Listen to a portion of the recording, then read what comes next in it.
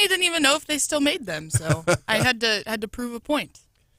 Well, there's other news happening. The Missouri legislature, I guess, has some leftovers this week. We'll talk about that as well as the program goes on.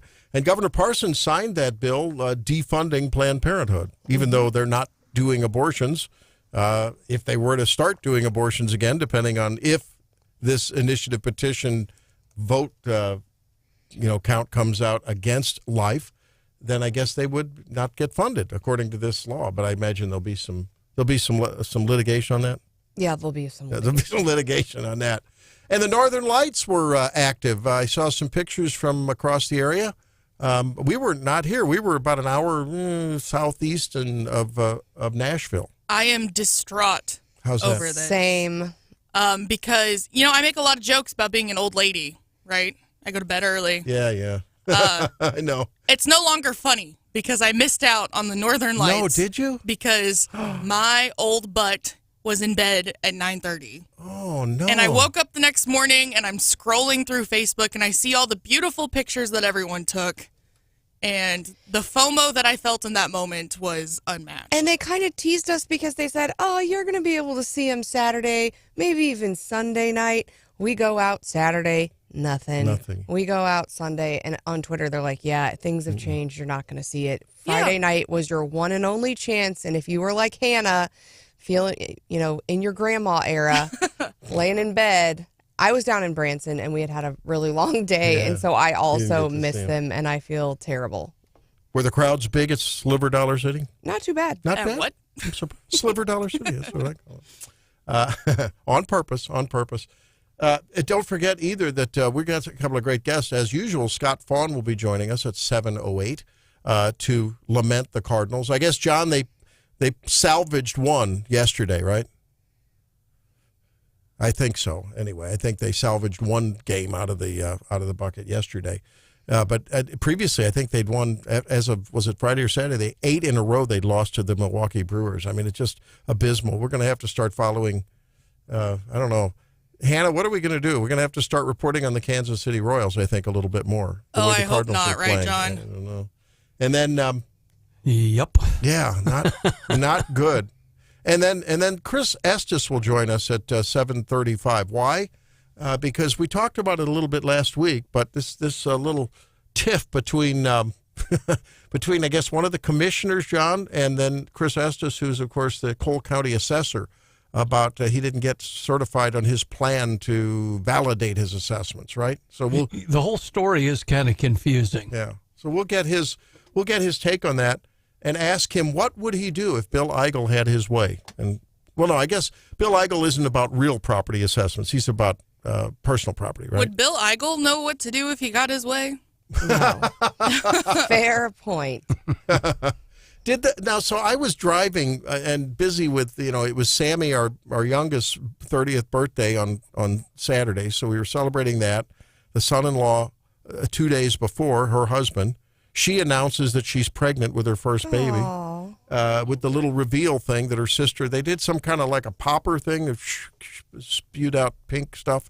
And it's like she knows the gender. And she announced it. Yeah, I didn't even know you could do a gender test at 6-7 weeks. I mean, and apparently it's. Hopefully it's accurate. Well, yeah, they have to, the men around her and whoever, you have to wash your hands. She has to wash her hands because any fragment of male DNA will contaminate the sample. You have to prick your finger and collect a cc of blood, and then I guess it's the absence of DNA. So we're not really certain yet. Not really certain what it's going to be. But we'll you have a whole bunch of granddaughters, right? Yeah. Well, yeah. Now I'll have 3. Well, I got 2 and 3, and then we got a boy on the way as well. It's amazing. But Sammy, I might bring Sammy and Shannon on Friday. Shannon's going to be visiting us with the 2 girls. We might bring her in and have a little fun. I'll have Pop-Tarts ready for the little... Girls are there you go. But the technology is just amazing. But at any rate, so it was really a glorious weekend. And then Helene's birthday yesterday and Mother's Day. And so we drove the whole day back from Nashville. So did you get her 2 gifts or just 1? I didn't get... Or none. Shannon got her some beef jerky from Buc-ee's. That Yay! was the best I could do. Right. the best I could do. Did you enjoy Buc-ee's? Or you didn't get to I go, didn't go. did you? It's east of Nashville, so Shannon drove in from North Carolina. But we were in a beautiful part of Tennessee. You know, there was an interesting thing that I noticed. In Tennessee, the gas prices were low. I filled up for $3.09 for regular. Yep. And here's what now. You know, I hate to turn everything into a political story, but we tend to do that. But that's why we're here, folks. Well, think about it. So and the roads are beautiful. There's a little congestion around Nashville just because of the growth there. It's unbelievable. And it's sort of sad. You know, I've watched Nashville because we drive through there when we go down to Destin every couple of years. You know, we go down for a week and hang out. And I've watched the skyline just blossom, just grow in the last 10, 15 years. And then you come back through St. Louis and nothing's happened. Nothing's happened. It's the same to see that formerly great city just dwindle in the death spiral that has taken over Detroit before it, and it appears as though there was a headline story in the Wall Street Journal about that. But the roads, despite very low gas prices, which I assume reflect low gas taxes, I don't know. There's no state income tax. And no state income tax. And so the roads are great. You go into Kentucky, and I think I need to get a front end alignment. I'm going to have to go over to Gaps or somewhere and get a front end alignment. The roads are terrible. The gas is $3.40, $3.35. The same in the Republic of Illinois, the People's Republic of Illinois, where the taxes are outrageous. The roads are terrible. They're every 10 miles, they're doing 10 miles of, I don't know who's constructing anything. Nothing seems to change. There seems to be an inverse relationship between, pray tell, taxes and infrastructure. Isn't that interesting? Maybe those states have their act together. Well, and keep in mind, too, Speaker Jones, the former House Speaker Tim Jones from Eureka, would make the argument, and Bill Eigel would make the argument that Tennessee is a right-to-work state. Yeah. Is a right-to-work state. Now, so is Kentucky. So, I mean, that argument, you know, it's interesting about Kentucky and their quality of their roads. Terrible. But Tennessee, and dirty. And Tennessee cluttered. and Tennessee does have its challenges, as we saw in the Riley Strange case. I mean, with that riverfront down there in Nashville. Well, yeah, but and that's certainly gotten a lot of publicity. But in terms of the economy, you are correct. They've got an NFL team. You know, they're just there's been amazing growth. Certainly, it's kind of a, you know, not all that long ago when I was growing up. It was just you know, Johnny Cash. I thought of Jeannie C. Riley singing Harper Valley PTA. Maybe that was the town. It's Americana. It's huge now. Yeah. And I mean, here's the other, and this again, an anecdotal observation, but we had to drop my son and daughter-in-law off that came from Arlington. They flew into Nashville. We picked them up on the way. So yesterday, we dropped them off, and then there was an accident. I mean, a big accident just as you're leaving, about half a mile west of the Nashville airport on the major road there, 64, 20, I don't know what it is, 24. And the way the people accommodated one another, there was no bumper to bumper, because it went from 4 lanes to 1 lane to get by this. It was a multi-car accident that had happened just as we were, you know, so we lost a half an hour. My poor wife, God love her, sacrificial woman that she is. So she spent her Mother's Day and birthday driving home because we had a weekend for the kids. Isn't that wonderful? Mm-hmm. So, but as the merge, I don't know whether it's just me, but the people were so kind. I was in the far right lane. The only lane going was the far left lane. And people made room for one another and waved one another in. I don't recall that happening in Missouri. No, I don't. It was unbelievable. And my wife even commented on it. She said, that guy just stopped for you and waited. And people were just, no one was giving each other the finger. No one, you know how sometimes bumper to bumper, you can't get a toothpick in between. Right. They saw your out-of-state tags, and tourism is a big part of their economy down there. I don't think so. I don't know. Hey, guys, so the next time you're in one of these, make sure that Missourians espouse and behave the way I know Missourians live. I know everyone listening to this program is of that very gracious and giving spirit, right? And patience is a virtue. But the closer you get to the metro areas, you don't see that. Whereas in Nashville, I had a different vibe. It wasn't like the big metro areas in Missouri. I'm sorry. I don't know. Well, I can speak towards St. Louis. I can't speak to Kansas City. But it is not that friendly there. There were a couple of blockage and bottlenecks in St. Louis area, and I mean, it was dog eat dog. Last man standing wins. So that's a shame. Yeah, well, Brian, any surprises on Sunday about the budget passing?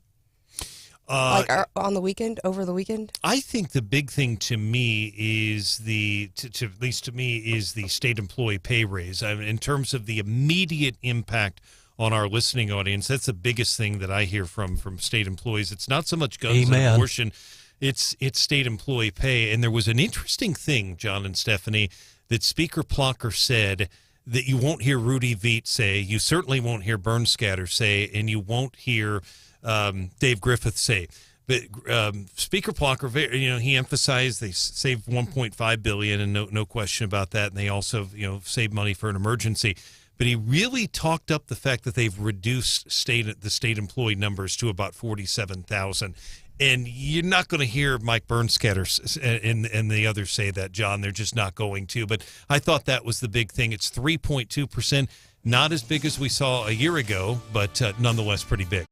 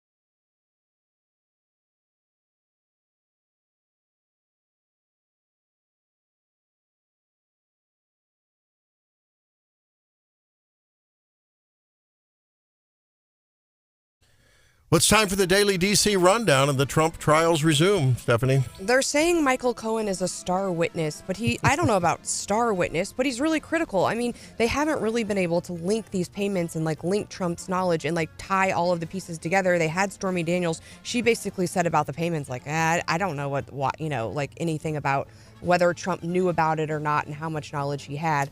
And so they haven't been able to put the puzzle together. And I think they're hoping, of all people, to make Michael Cohen do it, but he's a known liar. Well, the question comes up, if you're my attorney and I either suggest that let's say I suggest we do something that isn't right and you execute it, isn't that the same as counsel approving? And I can't counsel you to break the law. That's what I mean. Yeah, no.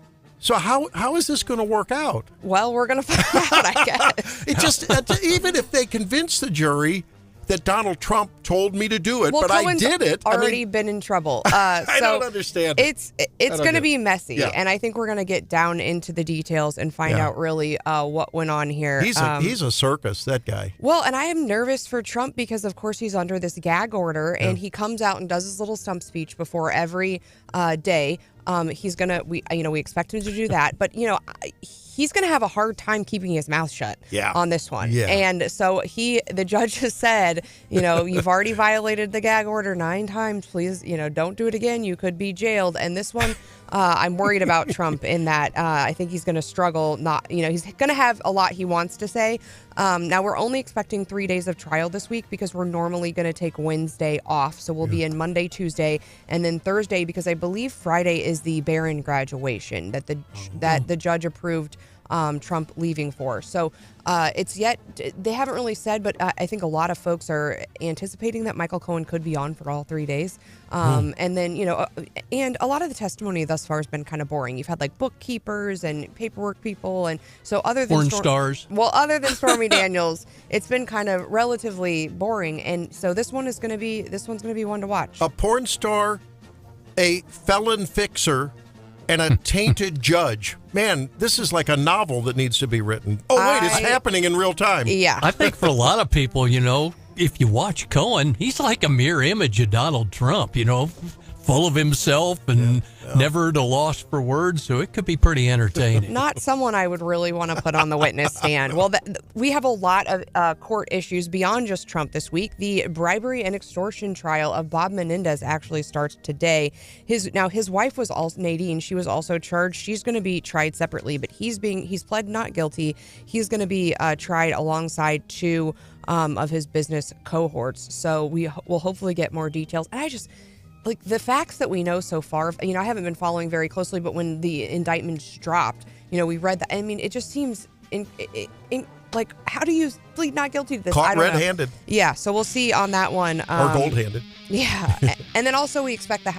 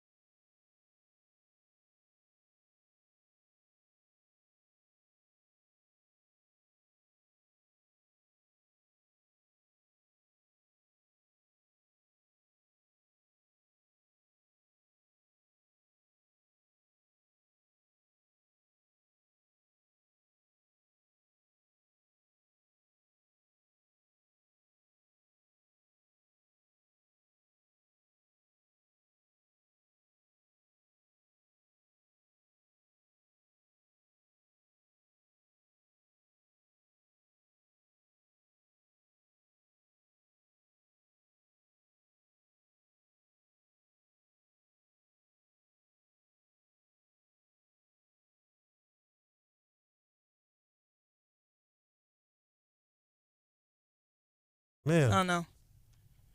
My ground is soaked. We can blame everything on global warming, right? That's how that works? That's right. No, and I saw flash flooding in northern Afghanistan, killed 300 people. Maybe it's the...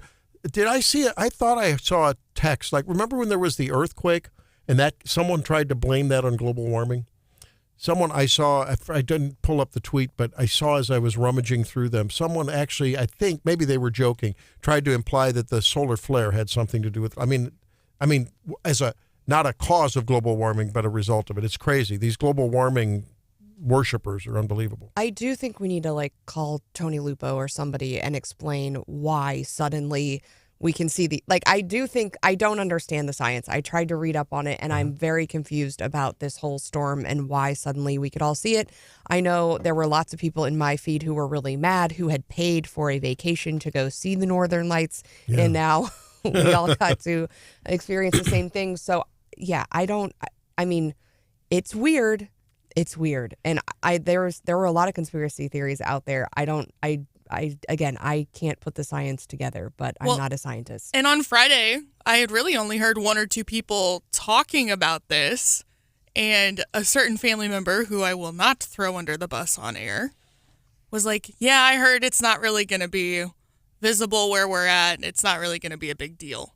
So I went to bed early because how else do you party on a Friday night when you're 24 years old, right? Go to bed at 9. I wake up in the morning and I'm scrolling through Facebook and I see all these beautiful pictures and I was mad at myself.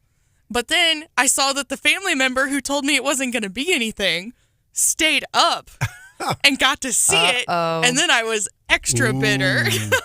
Did they get pics? I don't know. I don't know. I saw some dramatic and beautiful pictures from folks, listeners and others on Facebook. It's quite an event and probably a once in a lifetime for many people. Yeah. Don't get me started. Oh, I'm sorry. Well, I'm sorry. Don't get me started. You have major FOMO this morning, don't you? Yeah, I'm devastated and also really upset with myself. That would be FAMO, FAHMO, fear of having missed out. Yeah. FOMO. It's something, all right. All right. Hey, I caught this story on Mike Murphy's Como Buzz, and I thought, I wonder what everyone thinks of this. Kraft Heinz planning a $92 million improvement to its facility in Columbia over the next 5 years. But wait, there's more. Seeking a 75% property tax abatement over 10 years. How many percentage points? 75% abatement of local property taxes assessed on new machinery and equipment. What that translates into is the company employs 447 employees. That translates to, in dollar figures, 1.5 million that they would pay in, or 1.25 million in property taxes over the next 10 years. But they'd have 3.75 million abated, okay? Are you arguing that the Columbia Public Schools needs more money? Well, what I'm saying is, think about this. Because I would disagree with that. Well, no. What I'm saying is this, they were ballyhooing, they were arguing, their argument rests, if you read the story on Como Buzz, their argument rests on the fact that, A, there's a carrot. We're going to give, $1.25 million to the Columbia schools. 1.25 million divided by 10 is $125,000 per year that the schools are going to get. How many kids are in the schools? Divide that out. Ain't much educational improvement going on for that kind of money, $125,000. You could give Columbia Public Schools $10 million and they wouldn't do educational improvement. Right, but my point is, I mean, in terms of this is basically a little trickle of some money into the schools if you believe that more money will result in more education. So I'm not sure that argument holds a lot of water, that they're really doing a lot. But then they're doing the stick at the same time. Oh, by the way, we are evaluating other sites because it's not very profitable here when we make our hot dogs here. That's the other. That's how these things go. That's a threat. But they're right. I mean, these companies have teams of people that are constantly evaluating different options in different states. And if we can't put together a competitive package, then they will pick up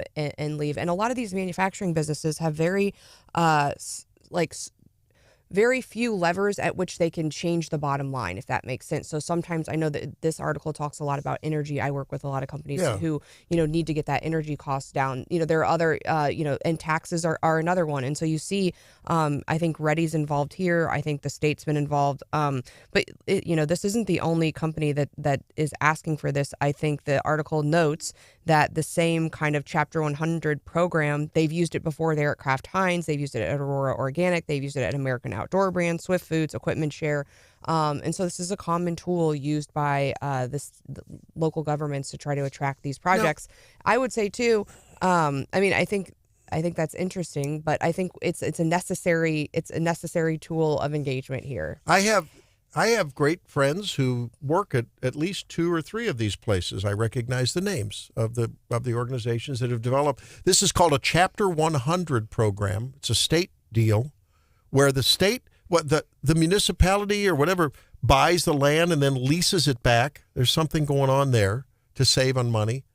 But then they're also getting, like you said, Stephanie, they're going to get a $170 million grant from the U.S. Department of Energy. Well, right. And you were previously, I think, a little bit frustrated that our commissioners get paid the amount that they do. But these are the folks that I guess are ultimately going to approve some of this. That's why they get paid the big bucks, apparently. A little bit frustrated is the understatement of the century. Now, for my friends that are listening and work at these places, don't turn the radio off, but let's just be honest here. Let's be honest here. If Stephanie and Randy and producer Hannah and John wanted to start a concern and say, hey, we're going to hire 50 people at a radio broadcast school of mid-Missouri, shouldn't there be some guarantee that we get the same? It seems like we're picking winners and losers. Well, I think we do that every week. On Friday. We do. They qualify for this program. And I think, if you turn it around the other way, we've talked about Hannah and taking student loan here relief. We go. But again, I don't think anyone would fault Hannah if the government's handing out money and you refuse it, then you're stupid, right? Like, why would you do that? Well, maybe you stand on principle, but you have to think about it from their competitors' standpoint. If your competitor is eligible for some similar program, and you need to stay in business, and the options are take the tax incentives, keep employing my people, and hit a number that allows me to stay in business. If my competitor is eligible and they're taking the money too, I'd be stupid not to try to get into this program. Wait a minute. Whoa. Are you talking? I view there's 2 ways to look at this. One is from the prism of the company. I do not blame these companies for doing that, for going for the program. But I'm looking at it from the prism of we, the people, who pay the difference that the companies don't pay. Now, you could argue that those employees are paying property taxes and that funnels in, and so that creates general economic growth and development. I guess my only problem is for state legislators to think this through. Maybe everyone should be. If someone wants to start a little, five and dine shop down on the corner of 9th and Broadway, why shouldn't they get a little tax abatement? Why is it only for the big boys? There's also Mike, I had a question on this. Is this something that maybe Quaker Oats and Swift Meat and Aurora Dairy and all them, are they taking advantage of this? Well, yeah, no, they have. In fact, in the past, the city utilized the Chapter 100 program to help craft. Oh, they're double dipping here. They're going for a second round. It slurped so good the first time, they're going to slurp another bunch. Double dipping in their ketchup, if you will. Yeah, and by the way, hot dogs aren't very good for you anyway, but that's aside from the point. On. Dana Light Axle in 2016. What is Dana Light Axle? Aurora Organic Dairy. I talked to a guy the other day. I've become a good friend after one visit who works there, and it's an amazing operation there. Didn't know all the things they do at Aurora Organic Dairy. Dana is a factory just down Lamone Industrial. Oh, okay. From where we're at. What do they make? Light axles. America Outdoor Brands. That's a pretty good guess. 2017. Swift Foods. Look, I don't denigrate these people for taking advantage of it. And my question is, shouldn't it be sort of we're all in or we're not all in? Either we're all socialists or we're not. Only certain people are socialists and can benefit from socialist programs. Well, I think these larger programs, again, that's what we're expecting from our county commission. It's what we expect from all of the bodies who review these types of quote unquote special deals, right? Or contracts or, incentives. It's that when the company comes before them, they are supposed to weigh the cost benefit, right? And at that cost, if I offer this abatement, what is the benefit? Is the benefit outweighing the cost here? Is it greater? Will it benefit the whole? Will it benefit the community? And I think that's why we're expecting our commissioners to really take a look at the numbers and expect them to, show something. I think it's harder for small businesses to say, give me some cash and I'm going to benefit the whole community by employment and by whatever else. But I think there are, if we're looking at, I know when we had the breakfast there in Ashland and the members of the Department of Economic Development were there, they said there are programs for small businesses and we want you to be calling us. And sometimes you're going to call us and ask, is there a solution for this? And we're going to say, actually, no. But sometimes, we want, you're going to call and we're going to say, yeah, we have this and this and this and this. And, you aren't utilizing the programs and the assistance that you could be. And so I hope small businesses know that there are some things out there for them and that they should be reaching out to their local and state government and trying to learn about those. May I ask another provocative question, just a Socratic question? Do you know how much time is spent trying to access government? How much human resource time having run a hospital, I can tell you, the time that goes into applying for a grant and developing all that. What if that effort was put into making a better product, providing a better experience for the customer? I think there is so much incestuous relationship now between government and business, the so-called private-public partnership. It's getting to the point where people spend more time either trying to get a worm from Mama Bird or complying with Mama Bird's instructions that there's very little time for commerce anymore. I'm just asking the question. I don't know.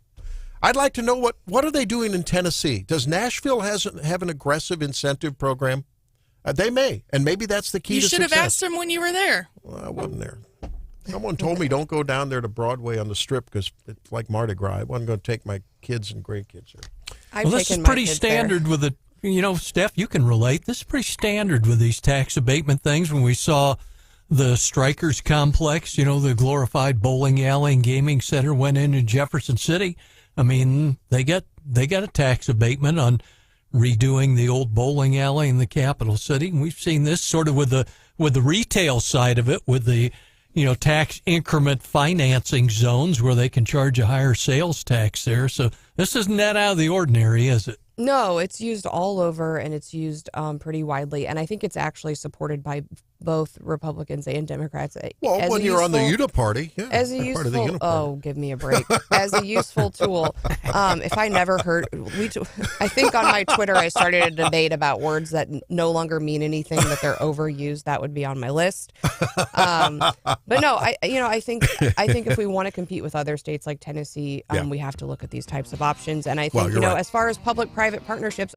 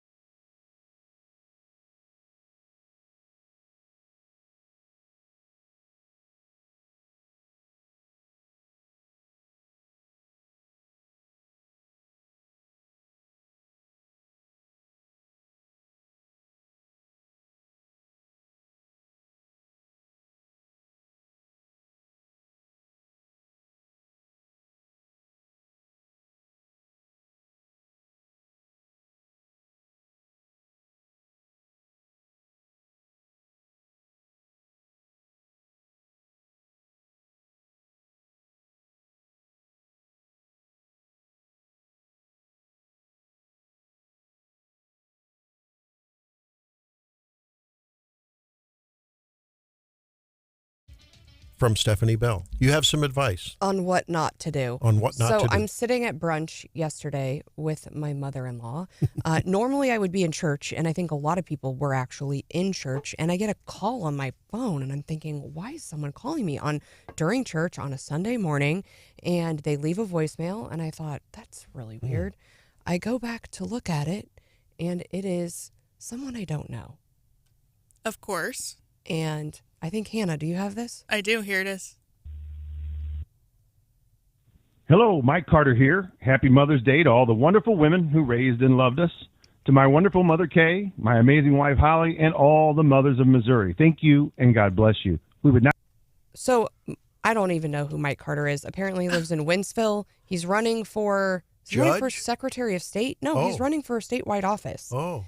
And he decided he needed to wish us a happy Mother's Day. Now, there are a lot of people that I want to wish me a happy Mother's Day.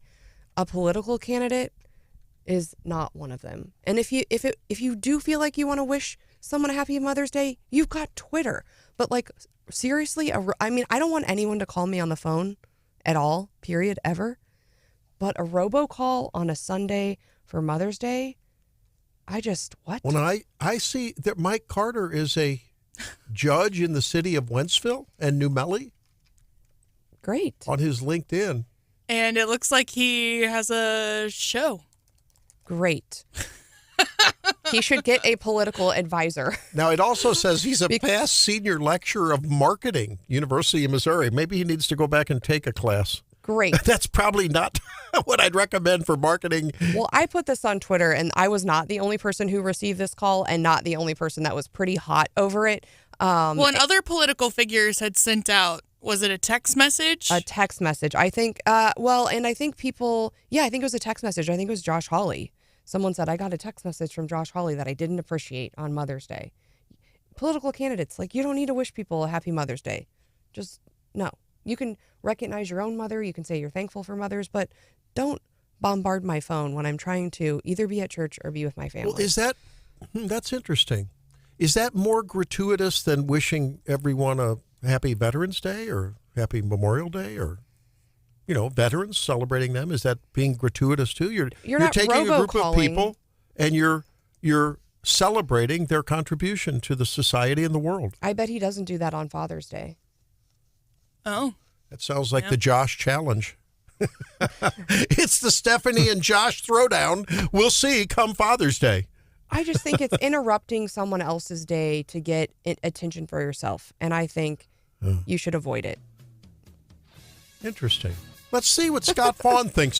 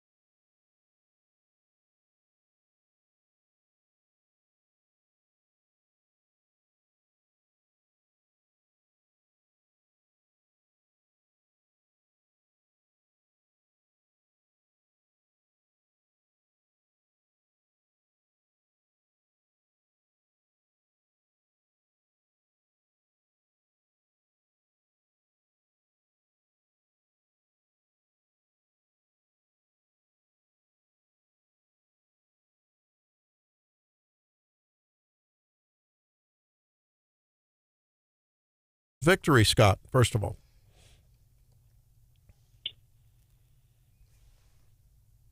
Yo, Scott. Scott with the Stein of Knowledge. I've never heard Is he him there? so quiet. I've never heard Scott so quiet. Are you there, Scott?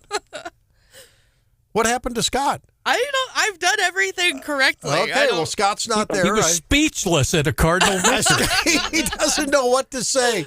It's so amazing that the Cardinals finally won a game. I guess, Scott, well, we'll have to try again. Are you on mute, Scott? I don't think I'm doing anything. I don't know. Maybe we'll call you back. Yeah, we'll have to call him back. I'm here. Oh, there you are. There he is. There he is. Yeah. Are you recovering from your celebration of the first Cardinal victory in a long time? Well, I had a lot saved up, so yes, it was. I had to let it all out of the can there. I knew. Our fortune's turned, though. I knew when Marmol got kicked out of the game that we had a real chance to win this, and we did. Hey, I hope you had a great Mother's Day celebration and everything went well for you. And Absolutely. the moms in your life. Now, tell us what is likely to happen. What does your Stein of Knowledge and crystal ball? You ought to, I visualize a crystal ball sitting on top of that Stein of Knowledge in your next broadcast. What does that portend for the rest of this week in the Missouri legislature? Look, I mean, you know, Senator Eigel had a chance to send this budget to special session. If that's what he'd wanted to do, I think they could have done a PQ. They had the signatures probably. Mostly they're just ticked off from dealing with him for the last 6 years. But he didn't. He chose not to. And I think there's a couple things he wants to get done.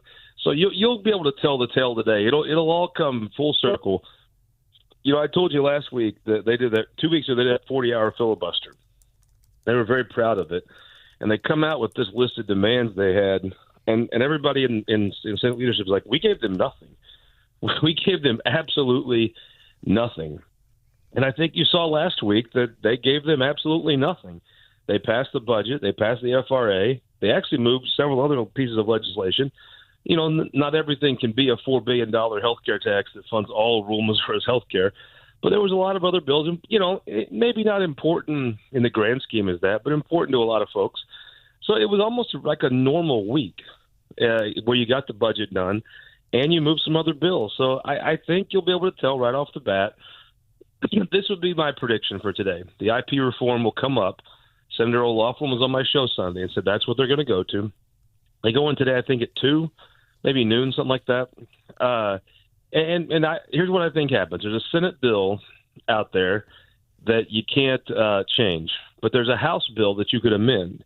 I assume they'll go to the House bill. I assume they'll talk they'll let Senator Eigel talk for a while. He's kind of, I think they all think because he let the budget pass, they owe him to sit and listen to him talk for an hour or so, right? Then I think there'll be a motion to strip off the ballot candy, and I'll bet you that motion probably has 18 votes. And when that happens, you know, I think you could see it come apart by the Freedom Caucus. Now, I mean, I think what people are really going to watch are the Democrats. Do you think so? They really were, I guess it came out of the Senate the first time with no ballot candy. So the Democrats were okay with that. So are you saying if they strip off the ballot candy, you think IP reform will get across the finish line? Oh, sure. I mean, it already could have. I think you're going to. I mean, I've told you from the beginning. There's a lot of skullduggery about this behind the scenes. A lot of the folks that are screaming the loudest for IP reform, the last thing they want is actual IP reform. I think, folks, the Republicans that don't want IP reform but have to say they want IP reform, I think they'll send it on to the ballot with no ballot candy, assuming that's the last we'll ever hear of it. Now, and I think that's what may happen. Now, after IP reform, there's a lot left on the table. I think I watched your show this week, and I think Senator O'Loughlin mentioned a utilities bill. What else? What's your top 3, or what else do you think might come up if IP reform doesn't take very long? I think no matter what, it's going to take today, and I think they're all prepared for that.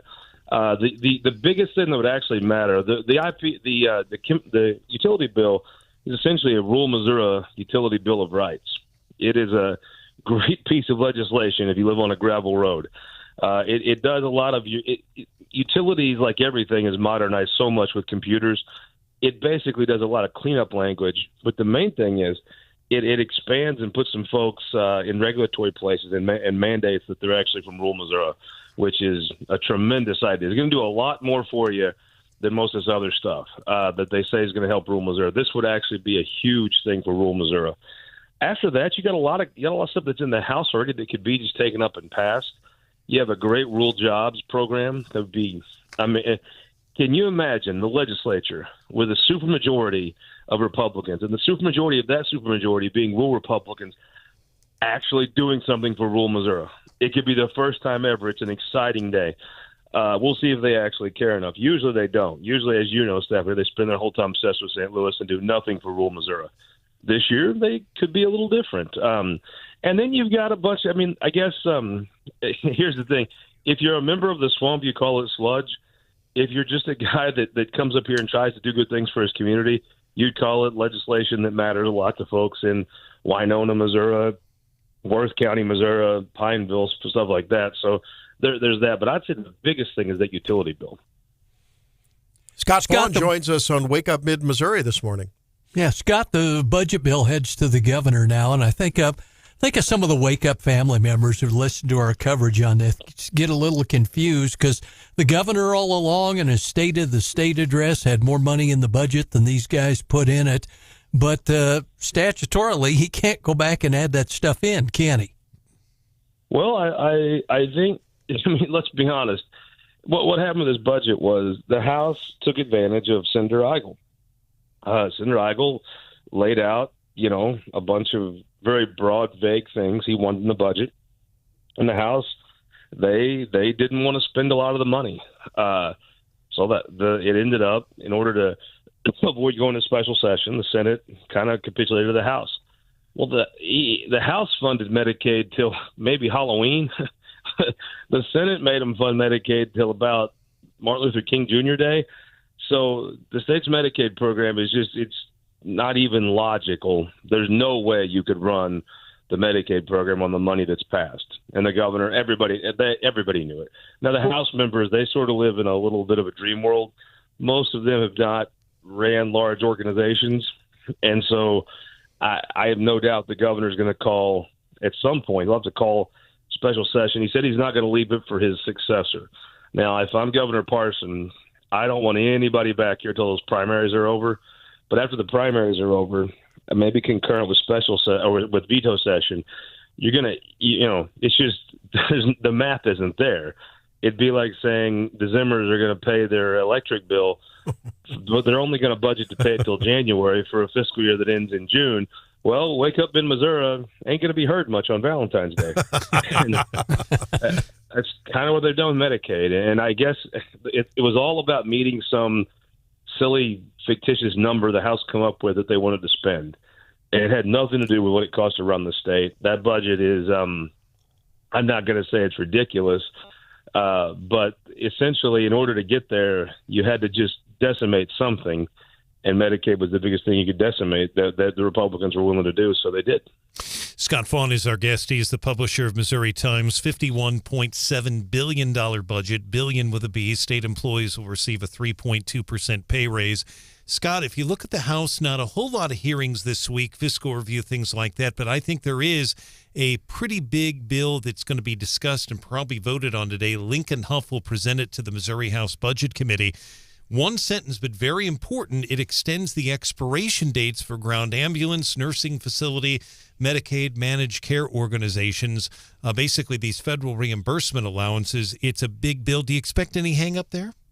No. To be honest with you, we all joke about the House a lot. The House has been by far the responsible party on the FRA going back. It's the last two times the FRA has been renewed. Mm-hmm. It's been the House that's just took the lead. They've been no drama. They've extended it and moved on.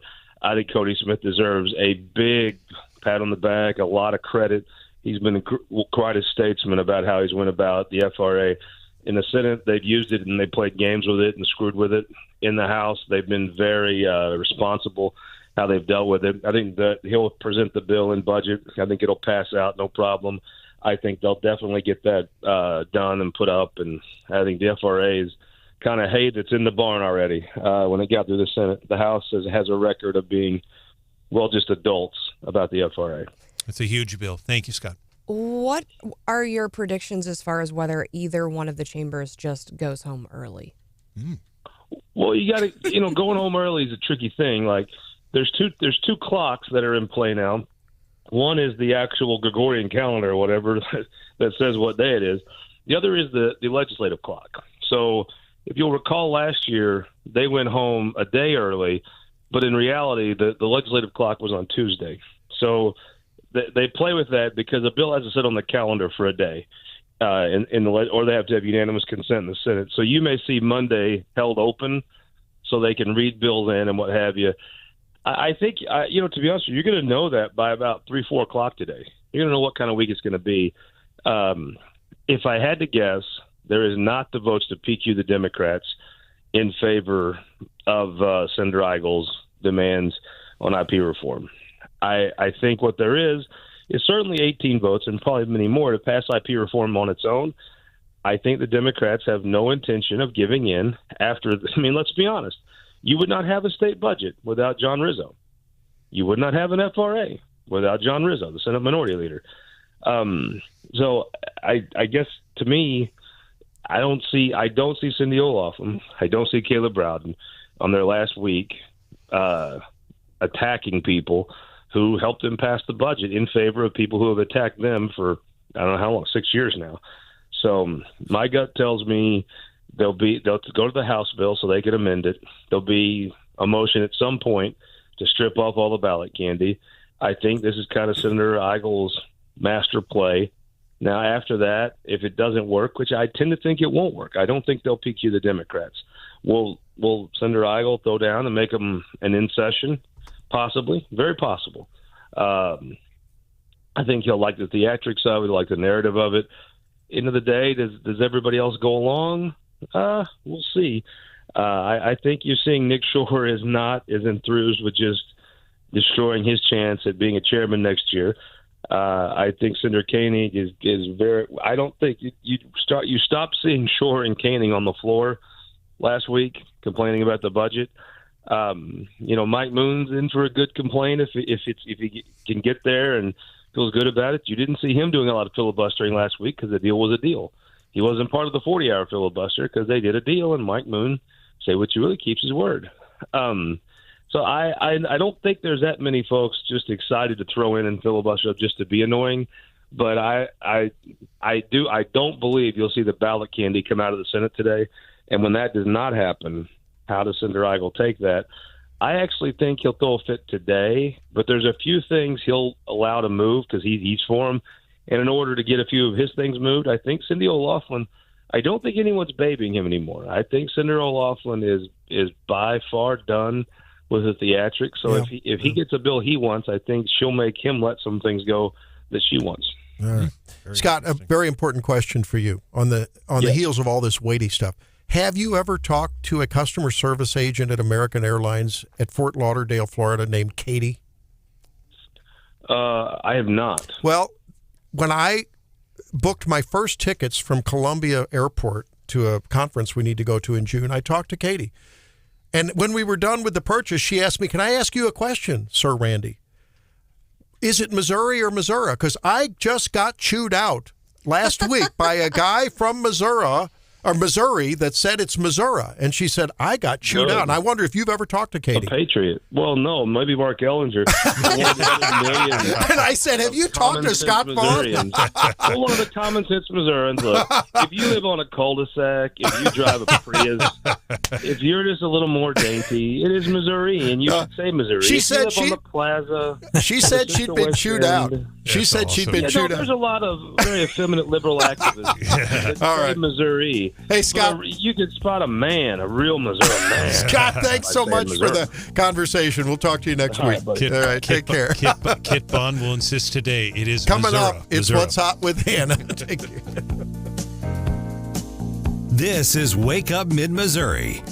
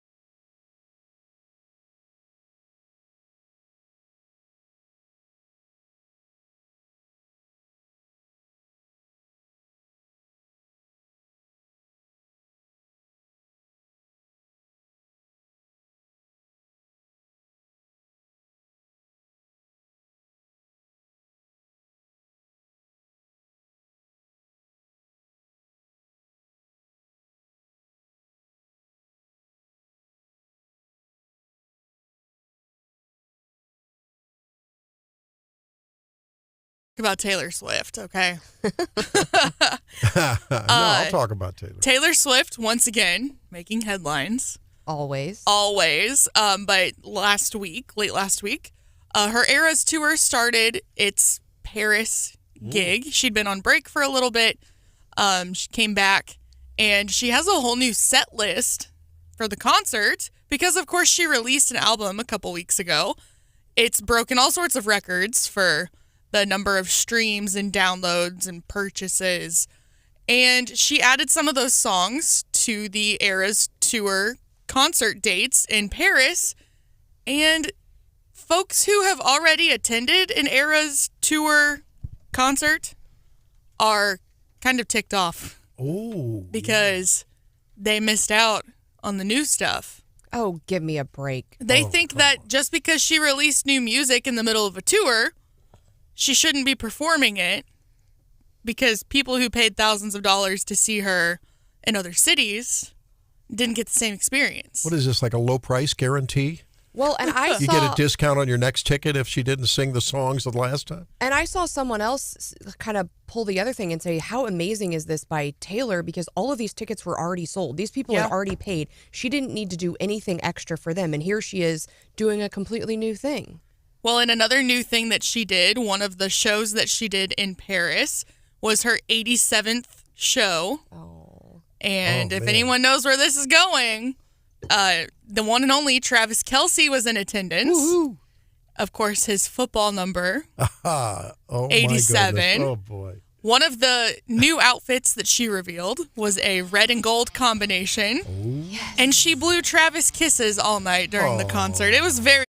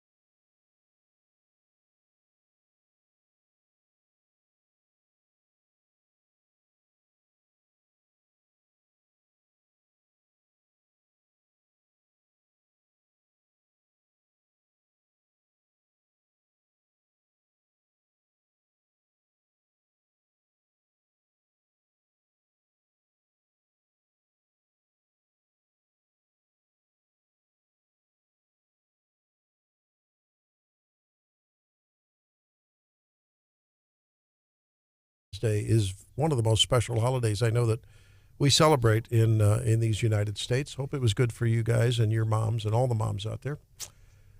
Joining us now in studio is Chris Estes. He's the Cole County Assessor. And welcome into Wake Up Mid-Missouri, Chris.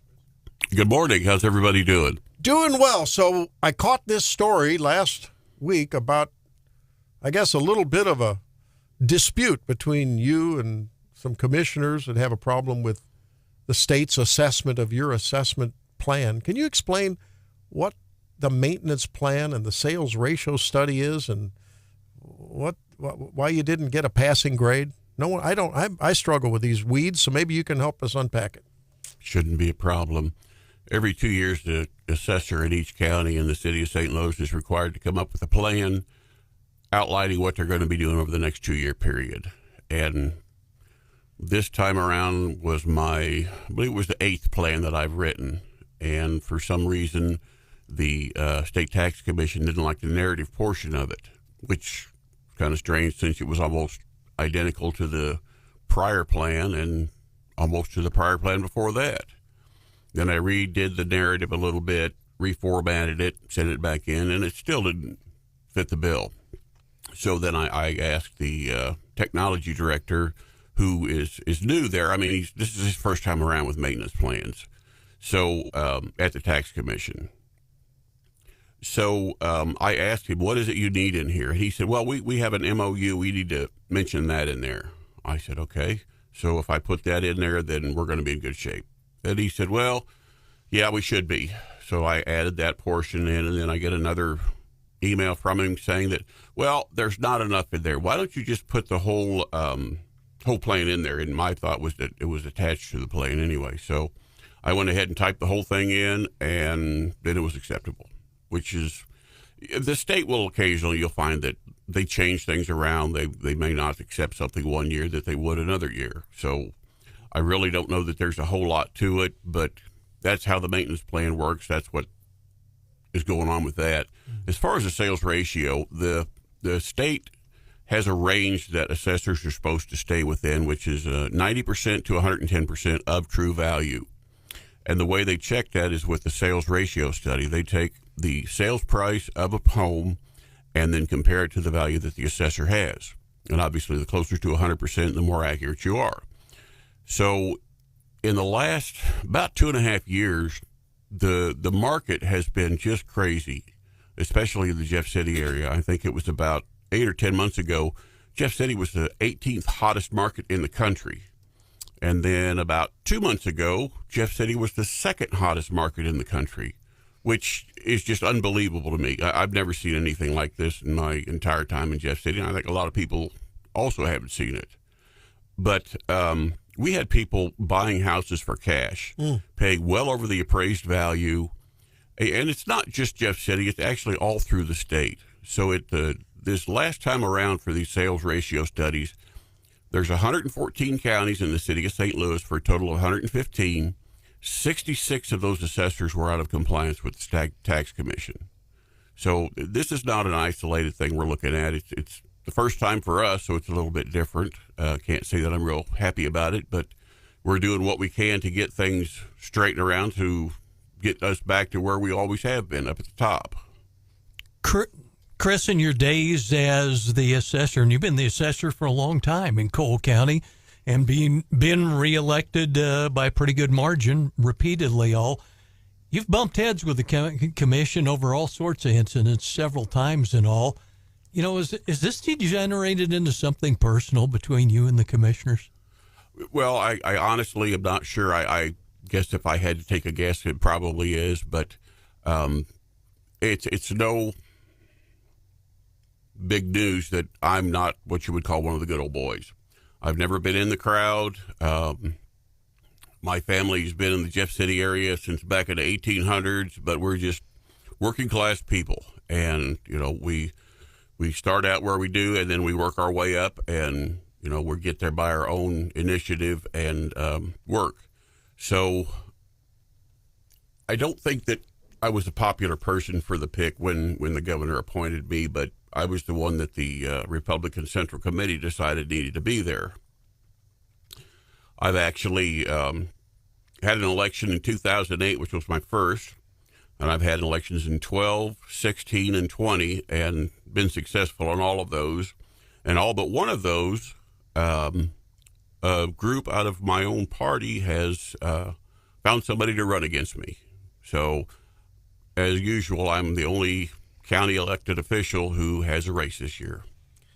Chris, theoretically, I mean, just hypothetically, speculating-wise, could it be that one or more commissioners just isn't happy with the fact that you raised some people got a 13% raise this time around, and last year others got a 6 or 7%, but last year I think you said, or Mr. Otto said that someone got a 6 or 7% because you said you'd raised them previously. I mean, is it just they want to just be able to argue that they're going to keep people's property taxes down? Is that really what this boils down to, and holding you accountable for it? I don't think that that's the case. I think that the commissioners want the numbers to be accurate as much as I do. But since it's an election year, if somebody can throw some dirt my way, I think that that's what's going to happen. Yeah. And we're probably going to see more of that between now and the time of the election in August.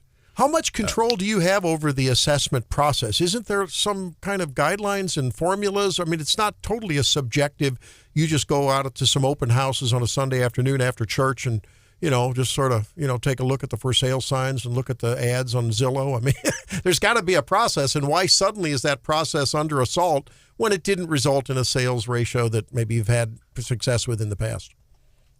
Part of the problem, we had some staff changeover between 2018 and 2021. We've got a good crew in there now. We send our people out in the field. They collect information. They take measurements of homes. They take pictures of homes. They look at condition. They look at the style of structure, whether it's a brick or a frame or a partial or whatever the case may be. They look at how much land is involved with it. They look at the neighborhoods they're involved in. All of that goes into the calculations that we do to determine what a property is valued at. There are two methods that we basically use. Pardon me. The first one is the sales comparable, which means that we look for properties that have sold that are similar to the subject property, and then we compare them to see how close or how far off they are, depending on how close or how off they are to the items in the house that are the items that are put into the construction, such as how many bedrooms, how many bathrooms, whether it's a two-car garage, is it attached or unattached, and all that goes into it. And then we look at the cost to create the structure, cost to replace the structure, and all of that goes into the calculation for a final value. And we try to be as accurate as we can. In Missouri is what's called a no certificate state, which means you can sell a house and you don't have to tell the assessor what the house sold for, which is the case probably 70% of the time easily. So we have to work with the best information that we have. Sometimes we're not as close as we'd like to be, but we have always been at the top of accuracy, and we're working to get back there right now. Cole County Assessor Chris Estes is with us this morning on Wake Up Mid-Missouri. Chris, from a previous interview, I thought it was an interesting story. Maybe you could relate it about how much money and how much time it takes to be qualified to be on your staff, and then the end of it is the payroll numbers are no great shakes, are they? No, we've had a lot of trouble with that. Pardon me. Over the years, I've worked to try to get salaries up to where they need to be. To be a state certified residential appraiser, you've got to have 200 class hours. You have to have 1,000 hours, 1,000 or 1,500 hours of actual appraisal work. And before all that even starts, you have to have an associate's degree in college. Now, for a general certified, which is the more difficult one to get because you do commercial, industrial, and all other types, and that allows you to do residential also. That one takes 300 class hours, a 4-year college degree, and about 300 classroom hours. So it's hard to find people that want to go to school for 2 or 4 years and then come out and do another 3 to 4 years of training to become certified in a specific field if you're only going to make, say, $40,000. I mean, that's just not a salary that's going to entice people to come in for that much school, that much training. We've tried to keep the salaries up, including this last year. I went to the commissioners and showed there was a salary study back in 2005 by the Archer Company. So I used the grades that they established. They went through and determined all the jobs that should fall in the same grade classification. And they did this by, I guess you would call them exams maybe. Each employee was to put down all of their job duties on these forms that they had made up, and then the company looked at them and classified them.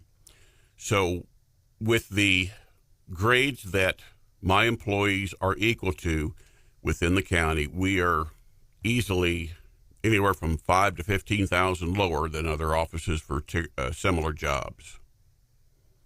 Wow, that's astounding. I thought that everyone was being brought up to parity statewide, and you'd hope that countywide that would happen too, right? I mean, there's a job market out there. Oh, absolutely, absolutely. And we have struggled to find certified appraisers, and while that's it's not a necessity. We don't have to have that according to state statute. I prefer to have it because I feel it gives us another level of accuracy or another level of professionalism that we can work with. And I strive to get all the people that are employed as appraisers in my office certified by the state. But it's a long, slow process. Wow. A lot of challenges, a lot of headwinds with a changeable market, a difficult job market, and you're trying to navigate it all and then keep the tax commission happy at the same time. Boy, oh boy. Yes. Well, hey, thanks for holding your head high and coming on Wake Up Mid-Missouri and helping us explain the process and why some of the challenges may result in a few speed bumps along the way. We wish you well in the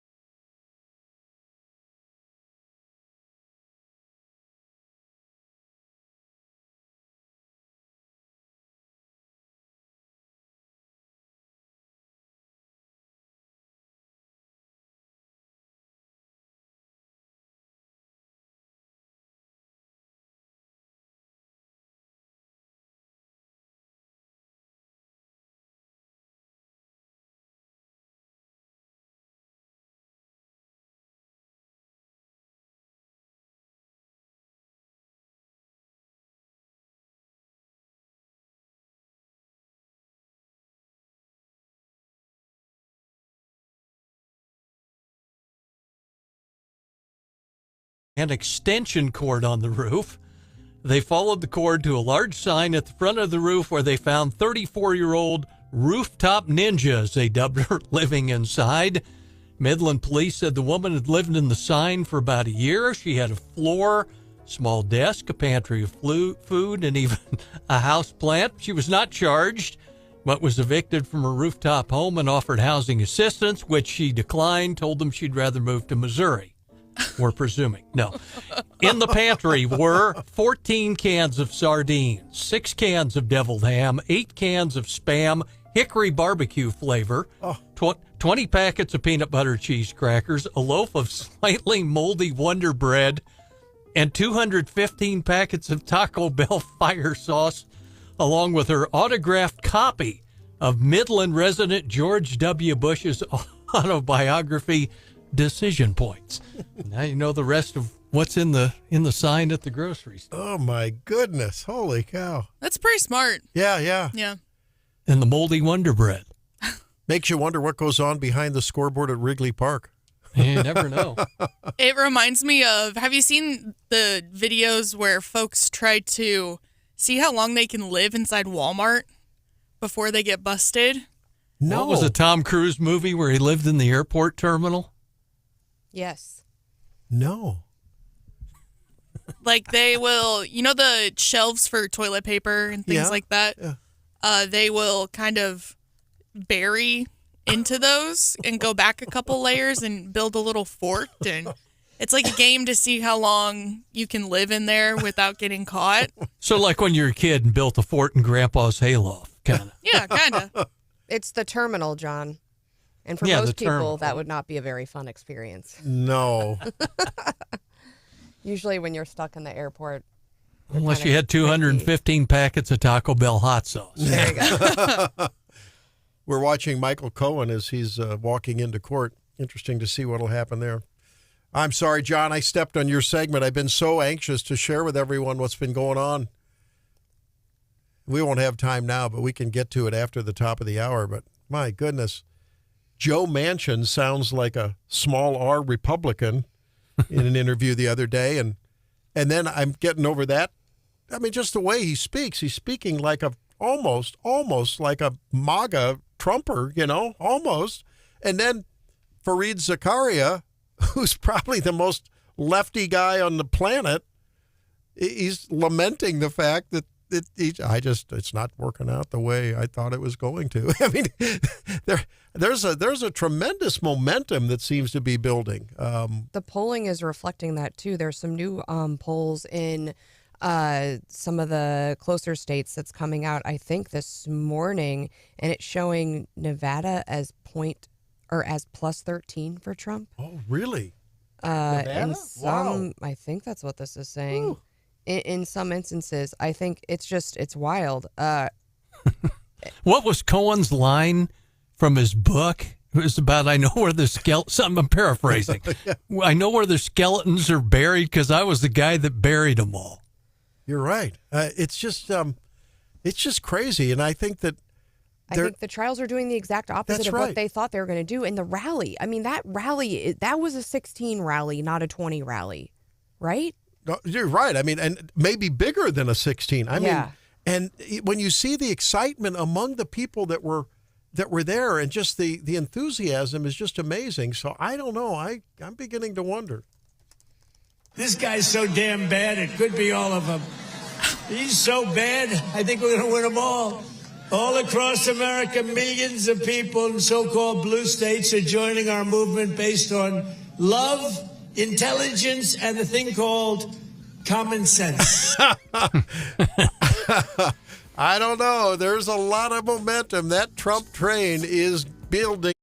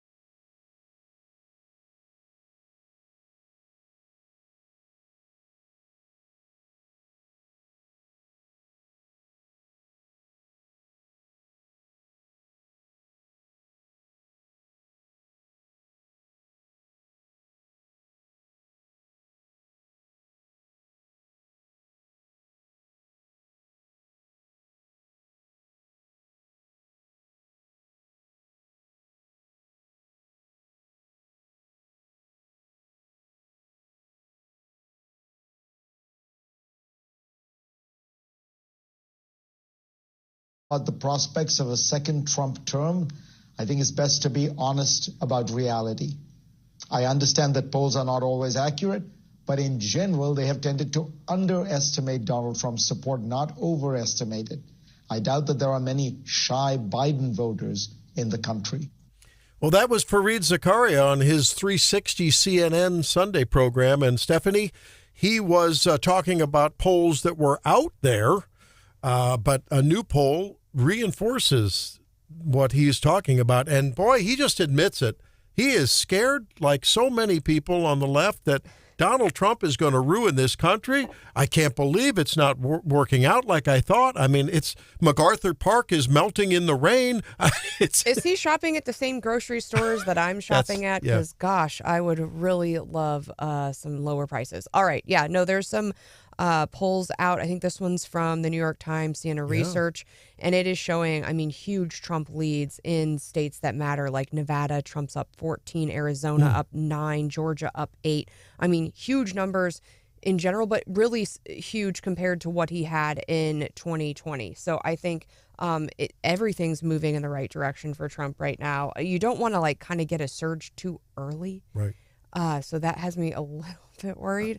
You too? Yeah, I've wondered about that.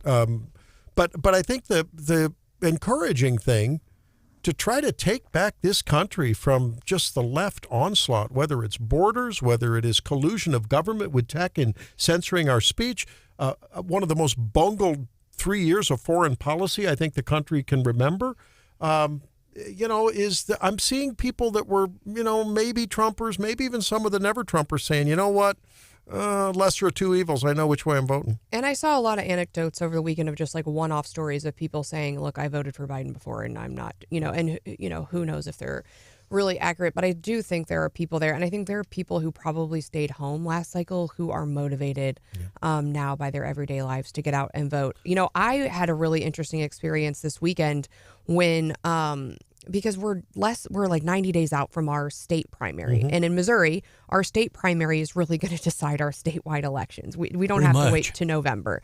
And I thought, I kind of live in this bubble and I breathe this, and you all do too. And a lot of our Wake Up family does. But I asked folks in Jefferson City, I said, name one candidate for each of the statewide races. And we started at the top and we worked our way down. And they did not fare very well. My folks in Jefferson City, even folks that I thought would do really well, a lot of them could do like 3 of 5. Everyone got governor. A lot of them could get AG. Sometimes they could get something else in the middle. But I went to St. Louis. We were doing soccer on Mother's Day, as one does, and asked folks outside of the Jeff City bubble. And really, they could only name. I said, just name a single candidate, not maybe one candidate. And they could get governor, and most of them could not name not one person in any of the other races. And I thought, when it comes to how is your everyday life affected, we've said it before, we'll say it again, the more localer, the more importanter. And these races really matter. And so I have significant concerns that we are so close to the primary election and we still got a lot of work to do. And this is no shade on the candidates, really. I'm saying personally, it's important on all of us to go out and talk to our friends and our family about why this matters and who we're supporting and why we're supporting those people. No, there's no question about that, and I agree. And in fact, there is no question about it. What happens in Jefferson City has more effect on our daily lives than it happens in Washington. That is a fact. That's not opinion. It is a fact. And Stephanie, I agree with you, but I would say one thing. Our audience, our listening audience, our core audience on KWS and on 93.9 The Eagle, they follow these things. These are high information. They really know their stuff. But the people that just don't vote, don't care, don't pay attention, they're listening to music as they go to work this morning, they get the same vote as the others. The disengaged. And we can try, we can aim, we can do all we can, but at some point, folks, not you, Stephanie, we're doing the best we can. They have got to take some interest and do some of their own research. They have to. And but these races are huge. I would argue lieutenant governor, people might think that's not important. There was actually people years ago that said it doesn't do anything, get rid of it. I'll give you two examples. Mel Carnahan's plane crash. We wouldn't have had a governor at the time if we didn't have that in provision. And when Eric Greitens' resignation. I mean, that's two examples of totally different situations. But again, that is just one position, much less attorney general, treasurer, and these lawmaker positions. I don't know.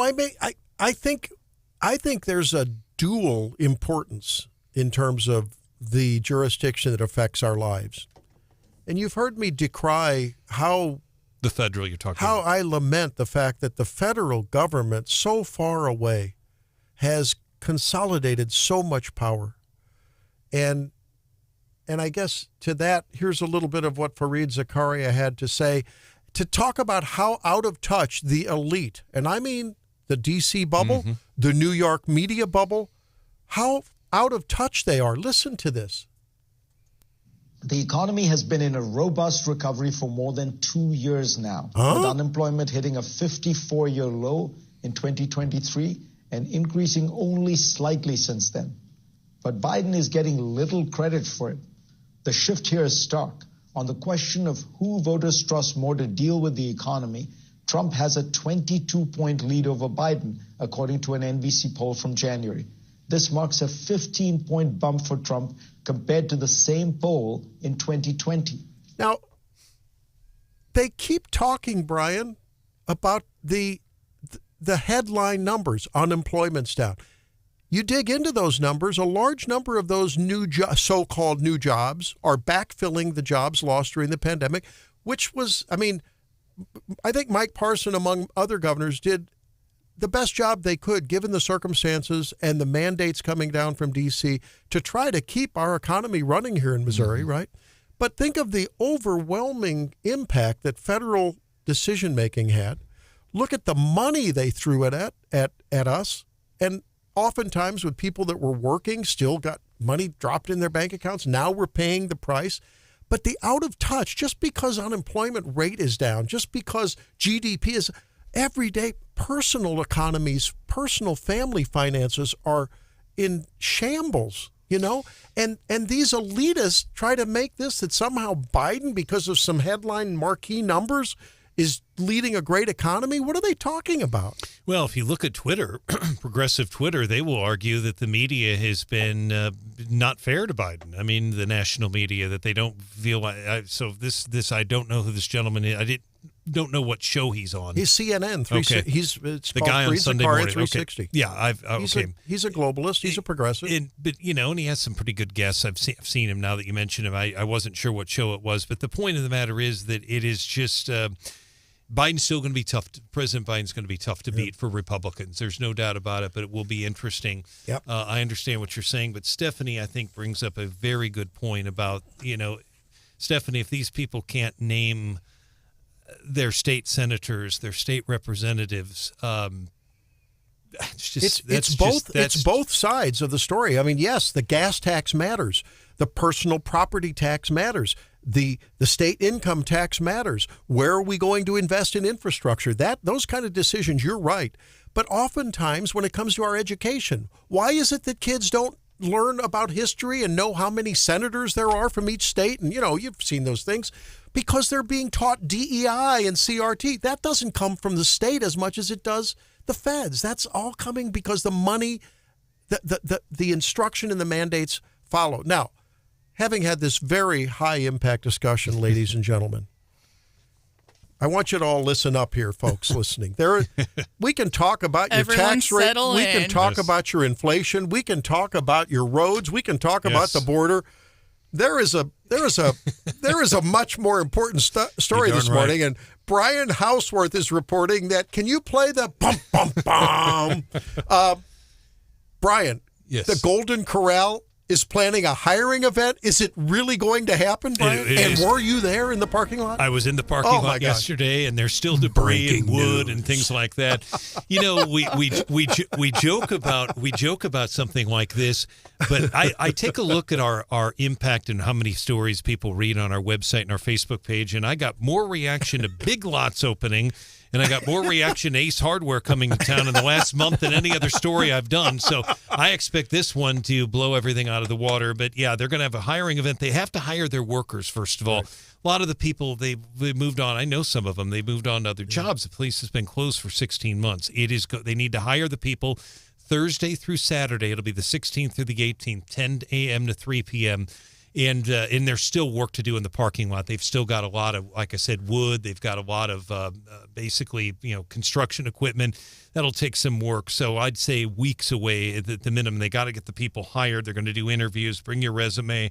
But it is lots. They had about, as I recall, before it burned down,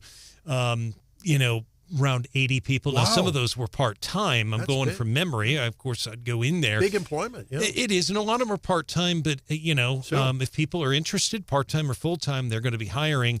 And also, it is a big deal for Clark Lane. It's been an eyesore just sitting up there with a chain link fence and everything, and they've got it lit now. I mean, they've made a lot of progress. It's just taken a lot of time. And another story, and John, you can comment on this as well. I'm looking at the story here about this budget. We've talked about the budget, and it was approved. It seems as though last February, so about a year ago, state employees got an almost 9% raise. 8.7, but yes. Now they get a 3.2% raise. Mm-hmm. I got to take off because that's a little over 10, so I have to take off my socks and use my toes to count that. But that comes up to, wow, that's like 12% almost, right? In a matter of a year. One of the things Governor Parson has talked to us about, and we had him on the prayer breakfast, Randy, and we've had him on multiple times. Previous governors have mentioned it. Some have given raises. Money's been tight, but this particular governor, it's been a priority. I mean, take out the 3.2% because he hasn't signed it yet. He will. But state employee pay since Mike Parson took office is up 20% since 2018. That is huge. So we want people to be paid fairly. I just want to ask the question. I mean, part of the reason I think people work for government is like teachers. They don't get a lot of pay when they're working, but there's security. There's a great back end retirement thing there, right? Yeah. That would be for you're talking about teachers, yes. Well, but in the government, don't they have a nice? You have to have 5 years service to even be vested. Yes. Yeah. I guess this is what it takes to be competitive, but you wonder why the budget has to go up. I mean, this is a big built-in now budget matter that will be built in for forever. I talked to a State Department Division Director just the other night, who is a listener, a family member, and his first question to me was, well, when do you think, you're going to get IP or any of that? He said, hey, are my people going to get their raise? Is that budget going to be done in time? That's right. So my people can get their 3.2% pay raise. And I think in a company town, both Jefferson City and Columbia with the university and all, that's what people want to know about. Right. That is what, and the people in Jefferson City, I can tell you, and John and I have been doing this a long time, the people in Jefferson City, whether they're pretty conservative. It's a Republican town, Republican county, but I will tell you they're more concerned about whether they're going to get a pay raise than about what else is happening in the building. The pay raise comes first. It also will have an impact on the other employers in town because they're going to have to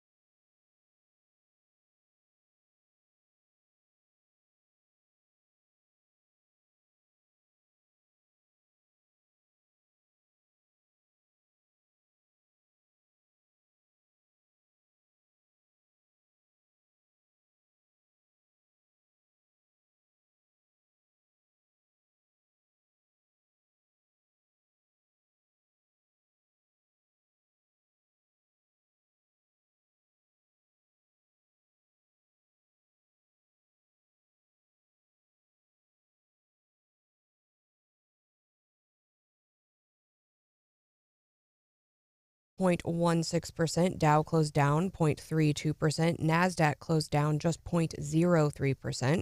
Leading the gainers were consumer staples, technology, financials. Losers included consumer discretionary and energy.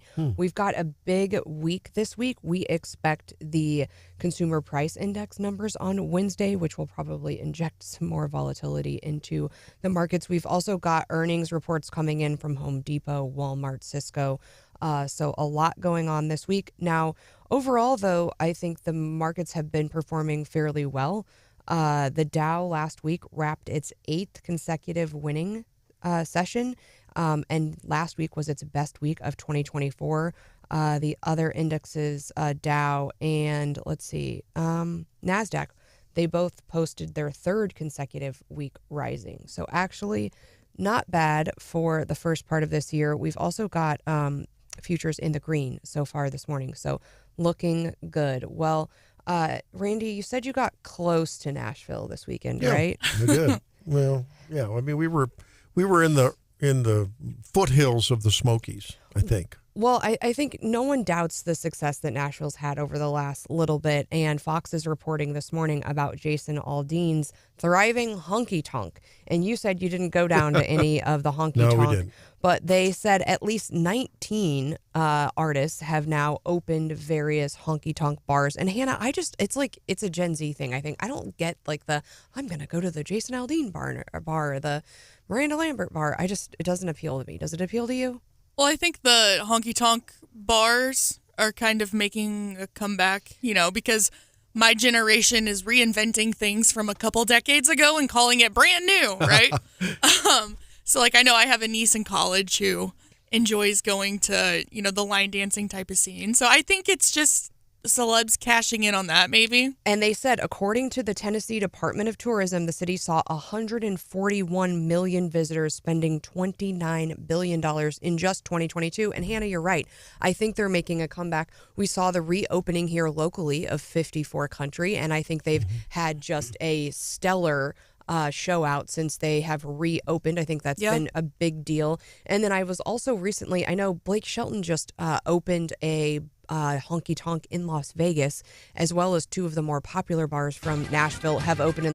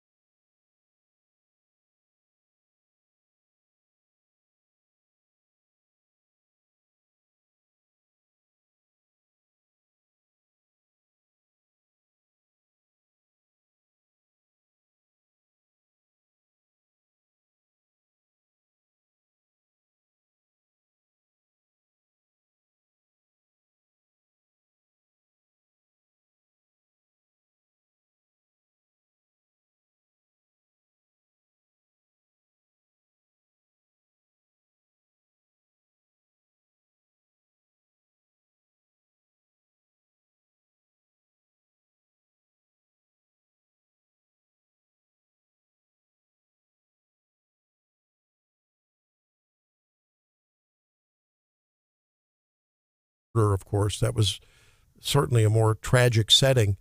But the characters involved here, the funny twists and turns, the way some of the testimony that, Stephanie, I think you agree with most every lawyer I've talked to. Why was that even pertinent about what Stormy Daniels and Donald Trump may have done in 2006? I don't think it was. But yet, it's almost as though Bragg wants to just disrupt his reputation, not really convict him. I don't know. So we see Michael Cohen walking into the courtroom. Donald Trump, you've noticed he's been reading off the sheets. He did it again today. He has. And in fact, he was reading off the same sheet I was reading off of because he went on, I guess, addressed the crowd there and was reading this New York Times Siena College poll that shows him leading President Biden in 6 out of 7 battleground states. That's a newer poll. We covered it this morning, and apparently that's what he started with. Again, I'm glad he's on polling and not yet talking about Michael Cohen because, again, those two do not get along, and I have serious concerns this week about Trump being able to keep his yap shut and stay out of jail and stay out of trouble with the gag order. I mean, we can argue whether or not the gag order is right, but what we do know is if he starts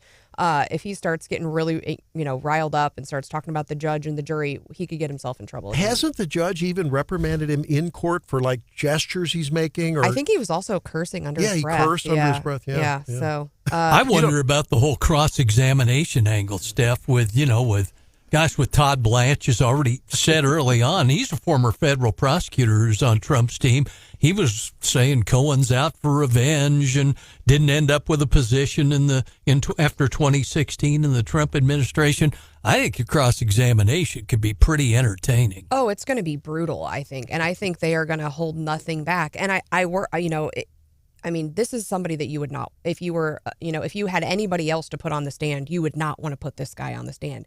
Randy, as you talked about earlier, he's smug and kind of confident. And I think I was reading a piece about him and they said, and I think it even came up in the Stormy Daniels testimony a little bit about how he was described as he was constantly calling and he was kind of like a pants on fire guy and he'd get all, spun up and like out of control. And those are the people that would make you really nervous on the witness stand to get that, easily are, get kind of out of sorts. So I think it's going to be one to watch. The other thing to note, he's a known liar. So they've walked through all this stuff. But again, he's the only one that they're saying really can really connect the president to the falsified records because we can talk about Stormy Daniels and porn stars and all that other stuff, but really what's at the heart of the case is records, these records. And no one has been able to really connect Trump with the records yet.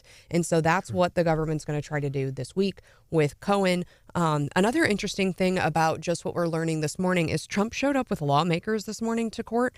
And we kind of walked through all of the people that were at Mar-a-Lago with him I think over a week ago. And he had kind of had all these VP candidates with him. I think the only person from that list that's with him today, J.D. Vance, is showing up to court with Trump today. He's also got Senator Tommy Tuberville and Nicole Malliotakis with him.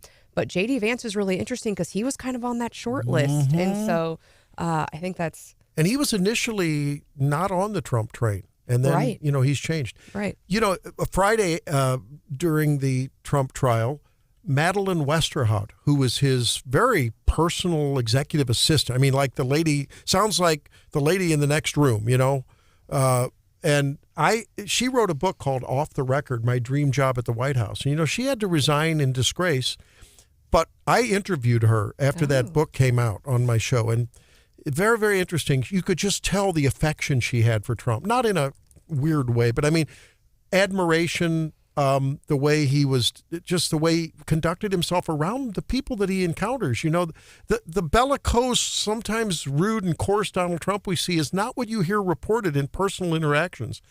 And it was funny, from reports of what happened during her testimony, she said, I've never been so nervous, and it sounded like it really backfired on the prosecutors again, because she really is fond of Trump, and she talked about how he really was concerned about the impact of negative news on his family and stuff. It was a fascinating turnabout, and I think that's not the first time that's happened in this trial. Yeah, and I think the state hasn't put up a good case yet, and I think they keep thinking they're going to get some sort of gotcha moment, and they haven't gotten it yet. And so, I think the mainstream media is saying Michael Cohen's a star witness. I think he's a make or break witness. I mean, if he can't come up with something more than what we've heard already, I think that I think this case, Credibility. Yeah. I mean, if I was a prosecutor, this guy, he pleaded guilty to all this tax issues and the whole thing with Trump and Russia and all. I don't know if I want this guy and his credibility on the stand. But you have as nothing, a star witness. But you have nothing else. I mean, what else do you have? You haven't gotten any real concessions yet. So you have to go to this guy. It's like you want to ask, were you lying then or are you lying now? Well, and they did that with Stormy Exactly. Daniels. I mean, she signed that statement, and they said, what about this statement? Now you're telling a different story. I mean, that's an easy way. And again, the standard for, it's a lot. Bill Maher came out the other day, and he played portions of an interview that he did with her in 2018, when she said there was no coercion, nothing of the sort. And yet, from the reports of her testimony, that's what she implied. Like, she blacked out and almost implying she was drugged or something. I mean, weird stuff. And stuff that we had never heard before, even though she had told the story many times. Yeah. So. I think, this is a big week in the Trump trials. Again, they're only going to be in for 3 days this week, because I do think he gets to go to the graduation on Friday, which we heard a lot about early on. And I wouldn't be surprised if Cohen's on the stand all 3 days. And as much as conservatives don't generally like victimhood, I mean, we've talked about it in the woke culture, every special group, because of their color or their race or their ethnicity or their gender, they act like a victim, and conservatives tend to say, stop that, no victims, we're not going to have victims. Well, he's doing a pretty good job of turning that victimhood into a martyrdom, which seems to be driving the polls. You talked about it earlier. I mean, the gap in those swing states, except for Wisconsin, seems to be increasing the whole time. The numbers. I think the crazy. Cohen thing is going to backfire on him myself. Yep. And that may be the only one that comes to trial, right? I mean, the lady in Judge Cannon down in Florida on the Mar-a-Lago documents case has said, hey, you guys are manipulating the information. You're spoliating it. It's a new word in our vocabulary. And she's put it on hold indefinitely. And Jack Smith, we're waiting for the immunity decision from the Supreme Court, right? Yeah, this is likely the only case to play out fully before the election. And the Georgia Appeals Court is looking at Judge McAfee's failure to disqualify Fani Willis. I don't know. I can't keep it all together. I'm glad you can, because it's hard. Hard to keep it. We need like a spreadsheet. I know now we're getting really nerdy, but I thought about that do it like a football poll when somebody makes some money off of. Is it Glenn Beck that has the whiteboard? Yes. We're going to have to get one for the studio here. And at the end of the day, I think even people who may not be, there are people who are never Trumpers who are going to be never Trumpers. I don't care if he was convicted of throwing bubble gum on a hot sidewalk and put in jail. They would say, I have no sympathy for Donald Trump. Okay. I think that, though, there are a lot of other people who are like, Trump, but hey, this is unfair.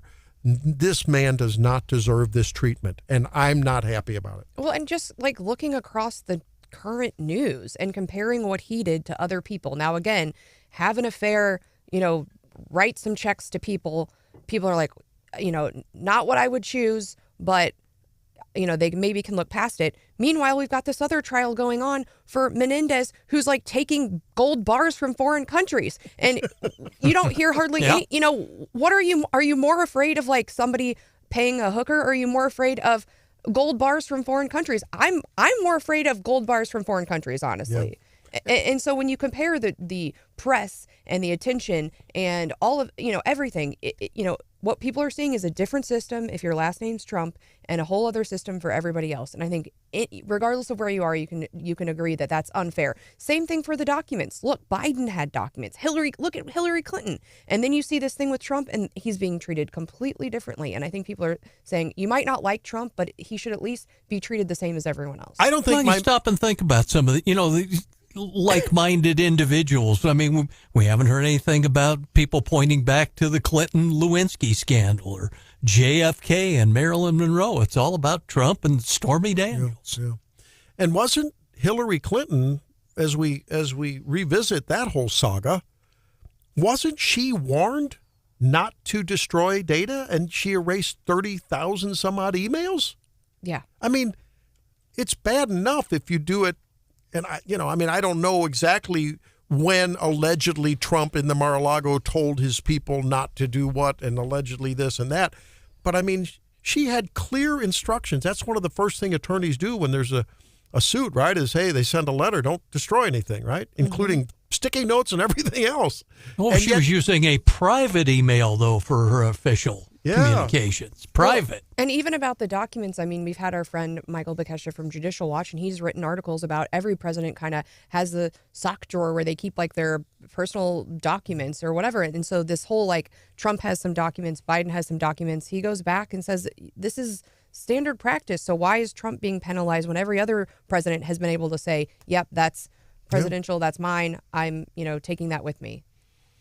I just think that if he's able to do more leadership rhetoric like he did last week during the MTG motion to vacate on Mike Johnson, and basically takes that high road, if he doesn't embellish things as much in terms of the numbers of people that attend his rallies or the greatest economy that the planet has ever seen in 6 billion years, I think if he moderates his rhetoric just a hair, and puts it together with this, being unfairly and unduly prosecuted, I think it's a winning combination. Are politicians capable of not exaggerating?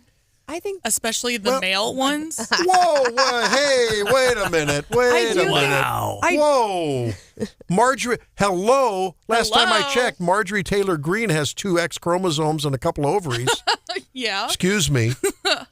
I do think, though, the trials are giving him something to talk about that's current. And what we know is in the primary, he got hit a lot, especially by people like Mike Pence, for talking about the past, talking about 20, and so this allows him to still kind of stay on message, but talk about something that's current. And he's not talking about the past because that message was not working for him. And he is looking forward now. He says, we're going to talk about love and common sense. And I think if he can stay in that lane, I think that's why we're seeing these people are like, finally, let's move on. And it seems like he's finally gotten there, and it's really benefiting him.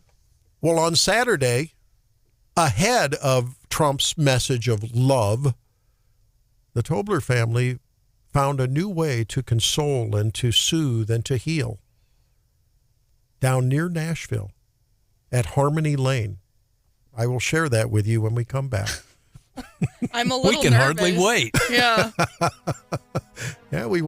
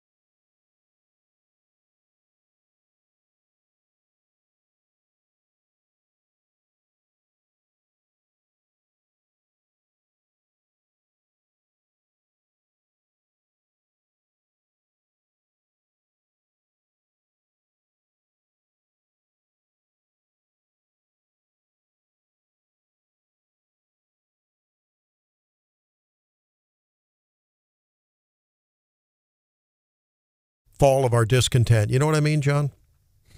Because we get all worked up. And I don't know if anyone knows what you mean, Doc. And you get all tense and you get worked up and you can just feel the stress building up. So sometimes you need a little therapy.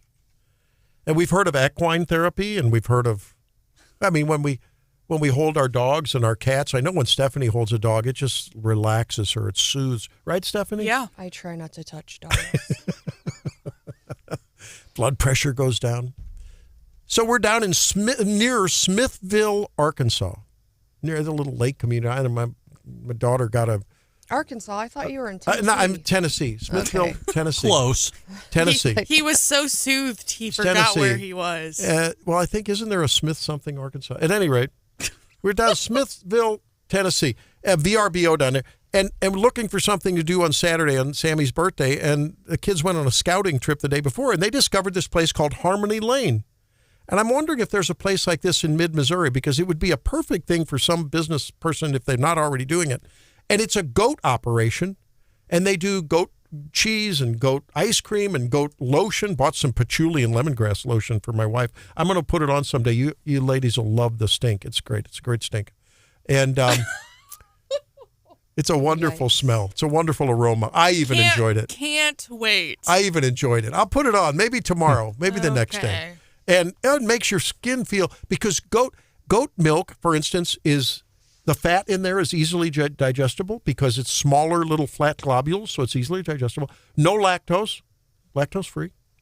And, Chevre cheese is a great goat cheese, So at any rate, so then you can go and you can buy a ticket and you can go in and spend time with the goats. And we fed the goats. The little emus. There's lots of places locally you can do that for free. It's called like a petting zoo. But can you go over to my neighbors and play with this 300-pound boar goat billies? But wait, there's more. Here in Mid-Mo, there's more. Goats on the go. But then they have this little room called the cuddle room. And oh my gosh. It's soft music. The whole family went in there, and they bring in the baby goats that have not weaned, and they bring them in a little towel. The kids. And you cuddle with the goat.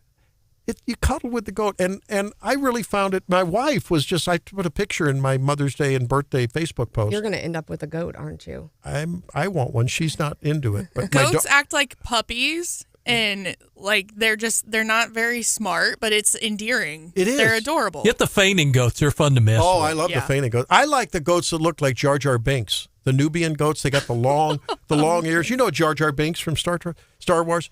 So big floppy ear goats. But I'm telling you, it was really soothing. My wife can't stop talking about cuddling with the goats. Now, can you cuddle in the petting zoos? I don't know. I don't think so. They don't have I know in my neck of the woods, my hometown, Centralia, there's a lavender farm. Okay. That a couple times a year they do goat yoga. There you go. And I know that's pretty popular. I want a stinky goat standing on my back. Sounds like fun. No, these goats were and I was dubbed the goat whisperer because that goat, I later found out it wasn't about my whispering. It was just the jelly bean. My goat was just a really chill goat. And that goat put his or her, I don't know what it was. Yeah, I was sent a photo this weekend. Yeah. And the goat is even smiling in the picture. I'm telling with you, it was Check out the Wake Up Mid-Missouri Facebook page later this morning. So if you want to just let all the tension go out of your body, cuddle with a goat.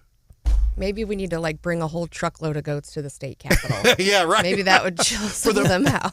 Maybe we could get 7 of them for the Freedom Caucus.